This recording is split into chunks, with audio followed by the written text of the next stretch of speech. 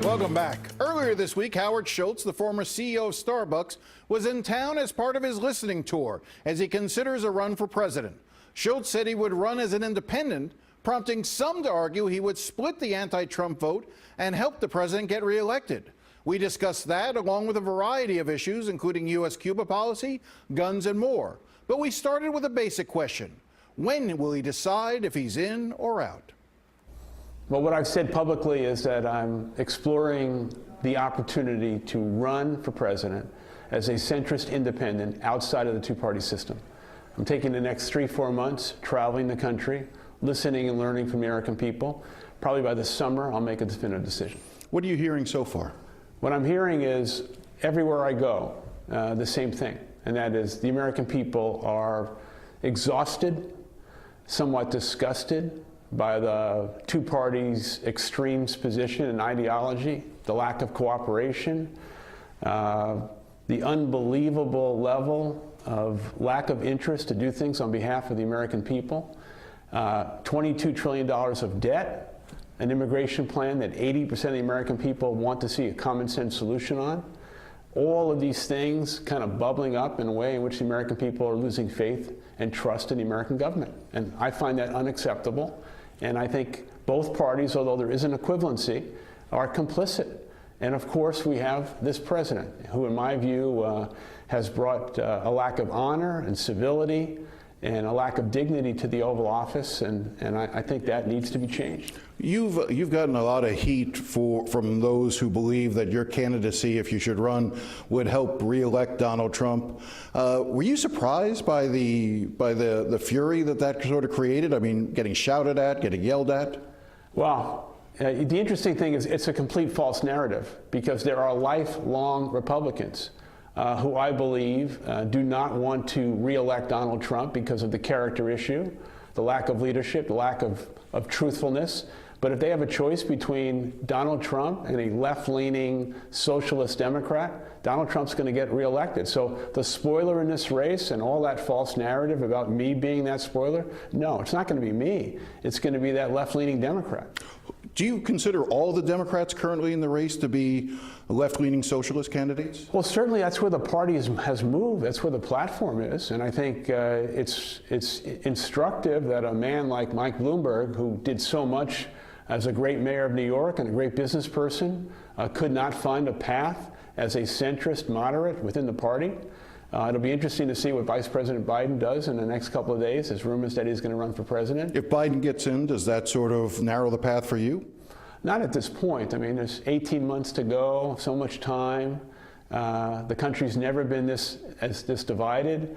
The two parties and the government has never been this dysfunctional, at least in my lifetime. And I think the vast majority of Americans, 42% of Americans, affiliate themselves as an independent, but there has never been, at least in recent years, a legitimate independent choice. If you take the state of Florida and Texas, if Donald Trump does not win Florida or Texas, chances are he cannot get reelected. The left seems to be running on a we can't trust the rich platform, and you're a billionaire. If it wasn't for the fact that you're a billionaire, would you be able to run? Well, I'm a self-made person. I grew up in public housing. I built a global company in 77 countries.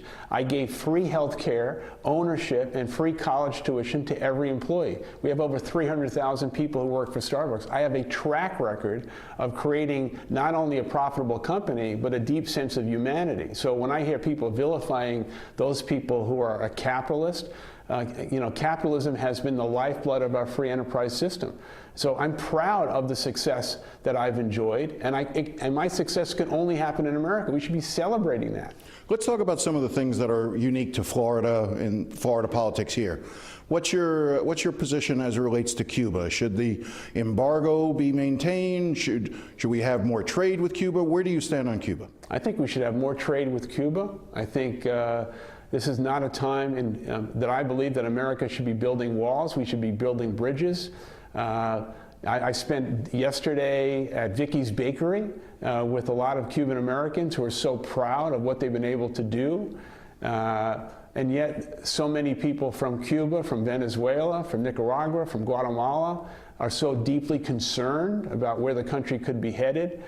So the short answer to your question is yes, we should be more open and more opportunistic with Cuba. You mentioned Venezuela. How do you get rid of someone like Nicolas Maduro? Or would you want to get rid of someone? Yes, I would, because the election obviously was not legitimate.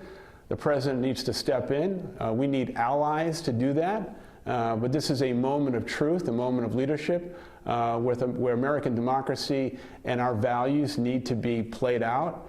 And we have a role to play there, yes. Let's turn to guns. Obviously, this community is severely affected by the tragedy in Parkland.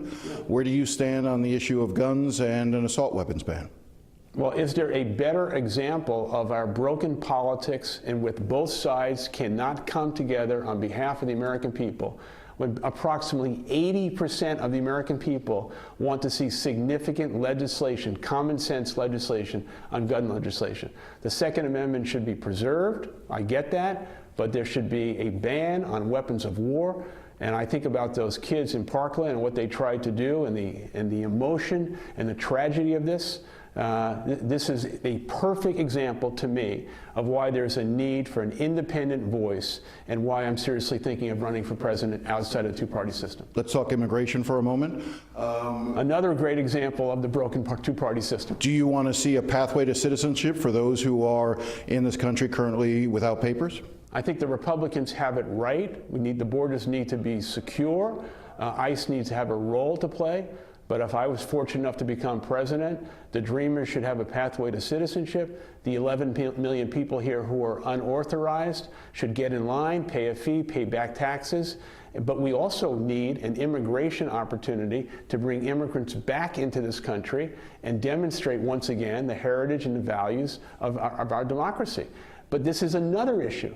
79% of the American people want to see a common sense solution to immigration. Can we get an immigration bill with Republicans and Democrats who want to fight each other and weaponize this as a political issue? We can't. When you say, I just want to be clear about one point, when you say get in line, does that mean leave the United States, go back to their home country? No, I don't, okay. I don't mean that at all. Okay. I just want to be clear. Yeah, get in line is what I mean is a fair, equitable way so that they don't jump through and get in front of the other people who are here legally trying to become citizens. But I listened to you. You're in favor of an assault weapons ban. You favor more along the lines of Obama's policy towards engagement with Cuba. You want a pathway for citizenship for those who are here in this country illegally.